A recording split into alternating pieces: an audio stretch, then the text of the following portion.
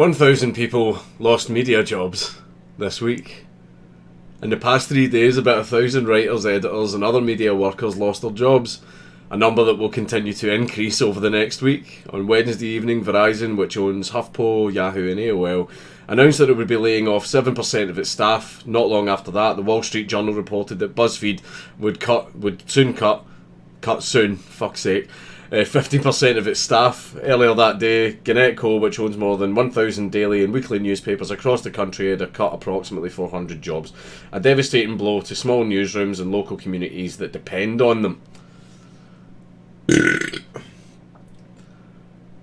Now, if it's a little local newspaper that basically only does the news from your local town, like in Coatbridge we had the Advertiser, then I understand that, lots of stuff that happens in little rural towns doesn't make mainstream news, so, those papers are necessary for you to get news that's relevant to the area that you live in, so I understand the importance of the smaller newspapers, so I would agree on that. But as far as BuzzFeed and Huffington Post losing lots of staff, you've seen them all posting out tweets and everything saying that they've been laid off.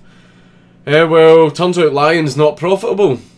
Turns out constantly smearing people isn't profitable. Turns out that people might actually be starting to get really sick of your shit to the point where it's actually starting to affect the company's bottom line, which is why they've had to do the layoffs. A lot of people don't like liars. A lot of people don't consume news that they know for a fact is fake and has a political agenda that they're trying to enact through lying and manipulating people. And as for BuzzFeed especially, BuzzFeed got my channel demonetized. So I really don't give a fuck if BuzzFeed sinks. They've actively done it to other people. So why should I show any, respect or concern or anything like that when it's happening to BuzzFeed? If BuzzFeed goes under, I'll fucking crack open a bottle of champagne. I mean, if you're the guys that normalise that type of behaviour, people losing their jobs, losing their livelihoods, losing their income. So you don't exactly get to complain when it happens to you. See, that's the problem with fucking enacting shitty behaviour. You really haven't got a leg to stand on when that exact same kind of behaviour is being used against you. You normalised it. You made your bed. You can fucking lie in it. But the thing that is a little bit shit is not everyone at BuzzFeed and not everyone at HuffPo was a cunt. Not all of them were. There were some people that just did, standard straightforward pieces. Some of them were even non-political. Some of these people didn't do or to have any hand in any of the shitty stuff that happened at these companies. So for those people, yeah, I feel bad and I hope they find work because they didn't really do anything to deserve this. I don't wish any actual ill will, on the employees. Like, see if everybody could quit BuzzFeed and go and find new jobs, then I'd be completely fine and happy with that. BuzzFeed itself can fucking burn, though. I don't give a fuck. I don't give a fuck if BuzzFeed shuts down, but at the same breath, I don't want the people who worked there who didn't contribute to any of the shitty things that BuzzFeed did. I don't want them to go hungry, so I do actually hope that they find jobs. But the thing that's made me most happy is the fucking memes that have came out of this. Learn to code. Everyone's telling all the journalists to learn to code so that they can get a job, and then people got so fucking angry about it. Like, this is my favourite one. Punished Venom Patrick. Yeah, you're punished.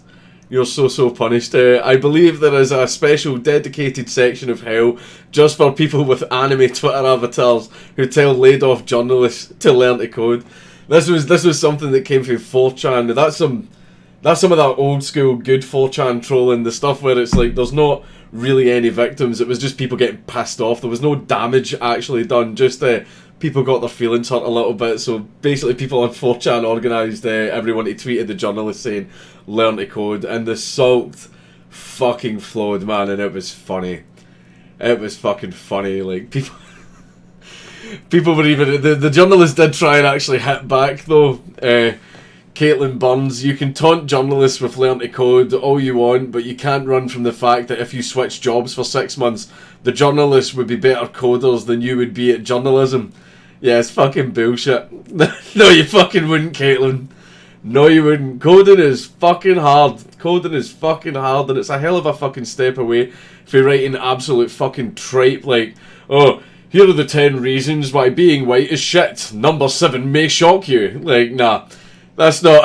that is in no way comparable to being able to fucking make scripts, right? so you can fucking sit down, Caitlin. There was a reply to this, I can't find it, but it was a fucking brutal put down where someone replied to this saying, I'm pretty sure I would be able to write top 10 lists on couscous. I can't find the reply. It's buried in here somewhere, but fucking I wish I had it to show it. But like, this is one thing that was true as well is this guy, Alex Van Ness, he makes a fucking good point. Hey, laid off journalists who are upset that people are telling you to learn how to code, go mine some coal and then go fuck yourselves, and basically gives examples of people, you know, losing their jobs and miners and stuff like that, that journalists said learn to code, get a new skill. Well, that's what's happening to you now. You've been laid off and lost your job, so why don't you take your own advice and learn a new skill? I don't think there's anything wrong with that. It's always handy to keep your options open. It's always handy to learn a new skill. You never know, you might find it more fulfilling than being a professional liar. But while I was looking up stuff for this, there was a really weird article that I found written by this guy Jason Sweeten. I'm really not sure the point that they're trying to make with this article, but I'm sensing some salt. I'm sensing a little bit of salt. How many years have you worked at BuzzFeed? Less than 2 to 3, 3 to 4. I remember when our holiday bonus was a drawing of a cat, and the CEO presented it as an investment. Now, I don't know if that is fucking true, but part of me kind of hopes it is. What is your department? Editorial, business, technology. For the last 2 years, I've done nothing but write personality quizzes. My boss assured me that I could try other things within the department, but she was just laid off. Are you sensing the salt? Are you sensing a little bit of salt here? I've got a feeling that I've only just caught this, right? But I've got a feeling that this might get removed. Are you a manager? No, yes. Yes, but it's because it was the only way for me to advance here. Well, that makes sense. That's what most places do. But there wasn't much training, and now I fear I'm doing a poor job. But also, I can't revert to being a writer because they say that I'm needed. It's so confusing.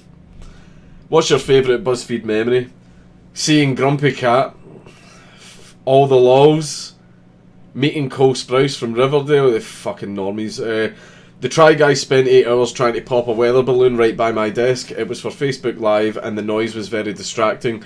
I missed a deadline and my boss called me incompetent via Slack. I'm starting to see that salt sprinkled on there. Like, if the BuzzFeed journalists turn against their own employer, now, this is the thing is, if there are any BuzzFeed journalists out there who are very angry and did not contribute to any of the shitty things that BuzzFeed did, but you got fucked over by this, I would love to talk to you. I would love to talk to you and find out about, you know, the type of stuff that went on in the background. You know, my business email is listed on my YouTube. I'm just saying. Are you proud to say you work for BuzzFeed? Of course, not really. When I tell people at parties I work at BuzzFeed, their faces light up. They have so many questions and I feel so special. What will I become when this part of my identity is stripped away? Irrelevant. I'm not sure what kind of parties you go to, but the ones that I go to, if someone goes, I work at BuzzFeed, they immediately get the piss taken right out of them. But yeah, well, fucking, you lost a job, right? I lost my monetization. You're just going to have to do what I did and suck it up and deal with it. Or maybe at least you've got the option of finding another job. I don't really have that, you know, because journalists lied about me an awful lot. Remember all that free Chibone? Yes, such a good perk. That blueberry was yum. I don't know what Chibone is. Once I was so burnt out that I sobbed in my HR representative's office. She hugged me and said everything would be okay. We were going to work out a plan. But then she stopped responding to my emails. Man, this sounds like late stage capitalism here, man. I thought you wouldn't think that BuzzFeed would operate on this kind of model.